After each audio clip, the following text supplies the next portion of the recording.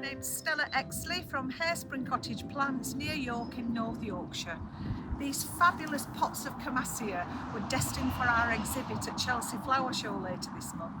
But as Chelsea's now not taking place until September, I thought I'd share with you some of my favourite cultivars. Let's start off with this one. This is Camassia Leclinii Blue Danube, a real statuesque beauty with the most intense purpley blue flowers and the beautiful dark flush stems. Another one of my all-time favourites is Camassia Leclinii Blue Candle. Slightly smaller flower than the Blue Danube, but still packs a real punch. And in the right light, it always reminds me of kind of 80s coloured denim. Fabulous. And then this one is Camassia Leclinii Sacagawea. This is the most stunning architectural, soft, variegated foliage.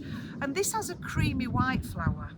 And if you look closely, you can just about see some buds starting to develop, because the creamy white Camassia flower quite a bit later than most of the blues. So Camassia are a hardy, bulbous perennial, tough as old boots, and top of their wish list really is moisture. Most bulbs you wouldn't sit in too much moisture, they tend to rot off, but Camassia love moisture. The more moisture, the happier they are and the better they will perform.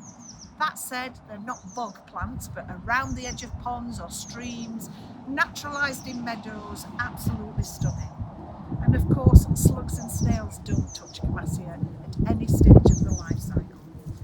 We're really sad not to be at Chelsea with these beauties this time around, but hopefully in 2022 we'll be back at Chelsea in May and you'll get to see these and probably 60 or 70 other cultivars as well.